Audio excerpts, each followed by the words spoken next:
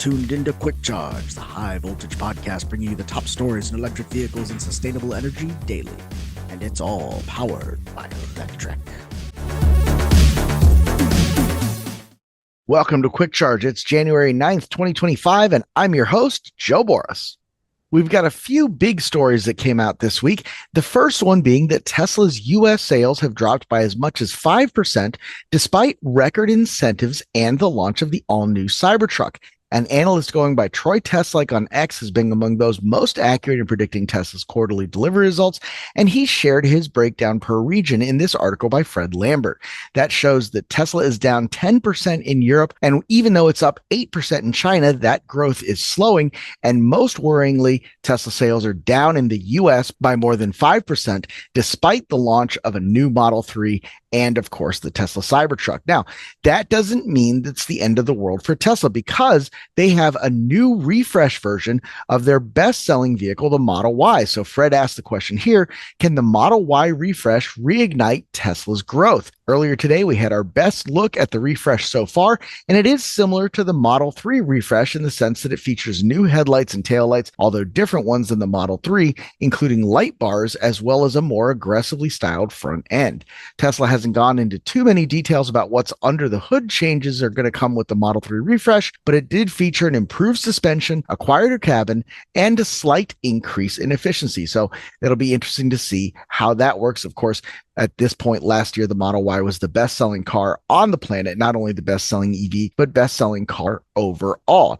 And that brings us to our second big event of this week, the CES show in Las Vegas. I was there as a guest of Honda that showed off new 0 Series EV models that were inching closer to production. Honda kicked off the 2025 Consumer Electronics Show in high style with the global debut of its first 2 models in its new 0 Series of EVs set to roll off the Ohio assembly line in 2026, along with your newest road trip buddy, ASIMO. That's right, in its latest iteration, the ASIMO robot isn't a cuddly humanoid, but a new original vehicle operating system developed by Honda that the brand hopes will offer a similarly friendly e-mobility experience to 0 Series drivers.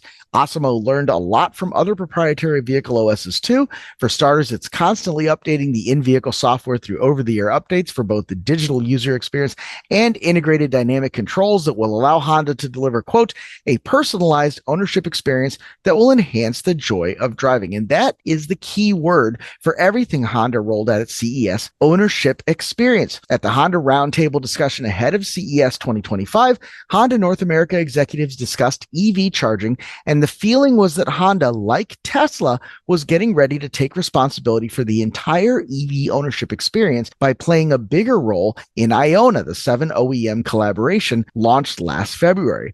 We're not going to see Honda branded chargers. They were very clear about that. But Honda insists that it's not going to leave the charging experience to someone else either. Quote, the goal is to have ASIMO deliver live trip planning and charge point routing, but customize the experience as it gets to know you. That's according to Jay Joseph, VP of Sustainability and Business Development at Honda North America. Whether that's routing you to a charge point that uses cleaner energy or locations that have pet-friendly facilities, that's something that we hope to bring to the charging experience. What's more, Honda wants that experience to be as easy and ubiquitous as gas is today. Quote, we believe we can rival the supercharger network by the end of this decade, continued Joseph. We're very confident, he said, doubling down, and he explained that Honda would deliver the 0 Series models with J3400 Max or Tesla-style connectors. Plug and charge, AI-driven routing and charging suggestions and trip navigation, and more ASIMO-driven improvements to the EV ownership experience were mentioned. Quote, by the middle of next decade, BEVs could be the largest source of stored energy to help smooth out the so-called duck curve of the current energy grid.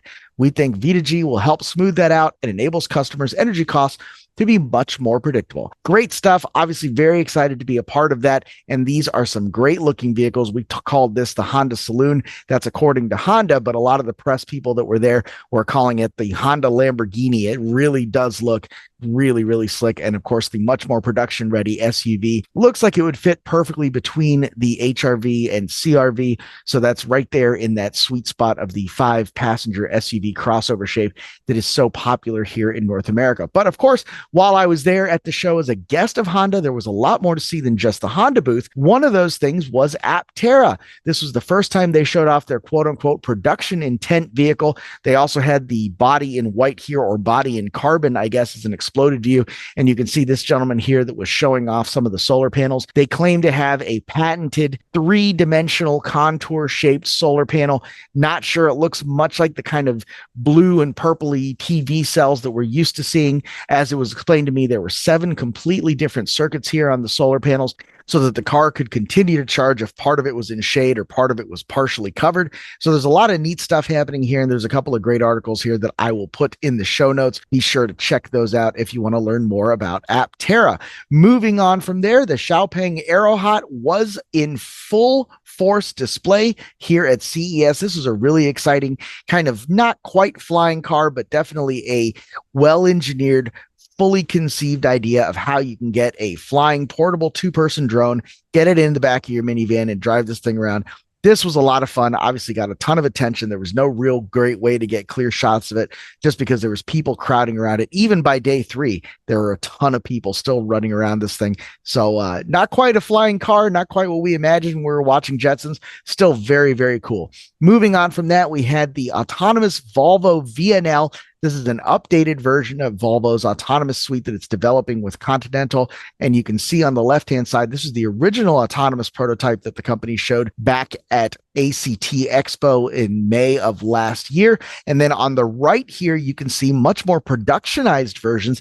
These are a little bit more durable. They're a little bit more rated for salt water and sea air. And the beautiful thing about this is that these are production-ready units that can be added to existing vehicles to bring that autonomous sort of experience and autonomous operation to vehicles that are currently in service. So this is going to be something that's really exciting, even for diesel fleets or CNG powered fleets that are looking to automate the operations of their vehicles along predictable routes. This is something that they're going to be very, very excited of. I had a great conversation with those guys. Look forward to having them on the show later this year.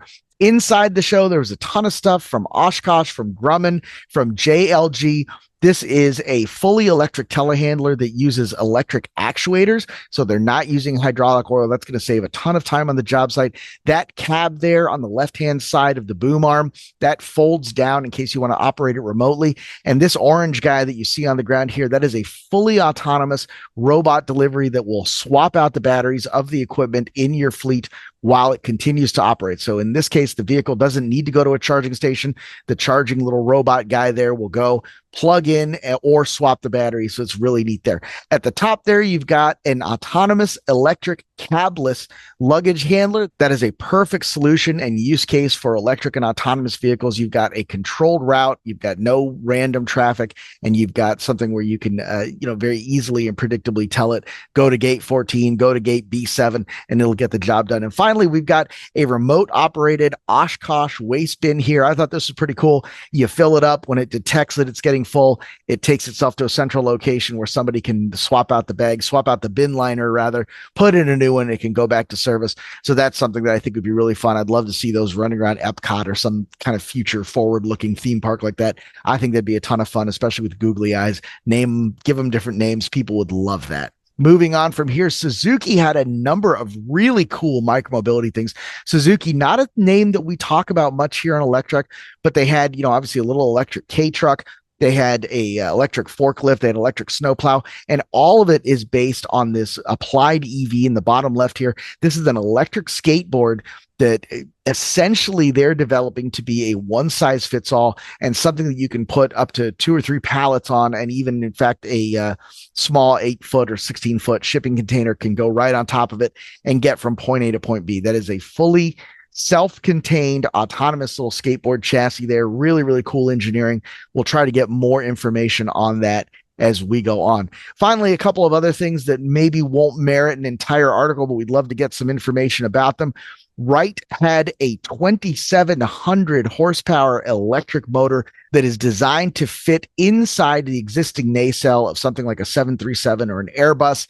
This is a really slick little package and something that they have in early trials here, and we're looking forward to having them on the show as well. Really exciting stuff. Of course, our one-time title sponsor and future sponsor and good friends, Bluetti, they had both of their new Power Pack backpacks on display. Those were really cool. I got to try them out. A little heavier than I thought they would be, but still nothing too crazy. It's about like if you grew up in the early 2000s, you had an '05 MacBook Pro, or maybe something heavy like that. That's kind of how it felt that you're carrying it around. And Komatsu had an early 3D printed plastic prototype of its lunar excavator. I thought that was really cool. Komatsu obviously had a ton of great stuff there, including their underwater bulldozer and fully electric 30-ton excavator. We'll have links to that in the show notes as well. So that pretty much wraps up CES, except, of course, the fact that we like to end these shows talking about sustainability, talking about the grid, and we're going to do the same thing today. The new solar storage site will help power the Las Vegas Strip. Reno-based Estuary Power is the developer of a project called Escape. It's a $340 million finance package for the solar and storage project late last month. Escape includes 185 megawatts of Jinko solar PV capacity and 400 megawatt hours of Tesla battery storage capacity.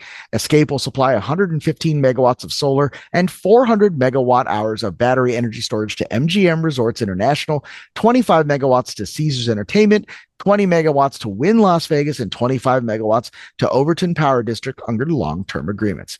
The project is the first utility-scale solar project to be developed in Lincoln County, just north of Las Vegas, where it will generate nearly $80 million in tax revenue for the county over its lifespan.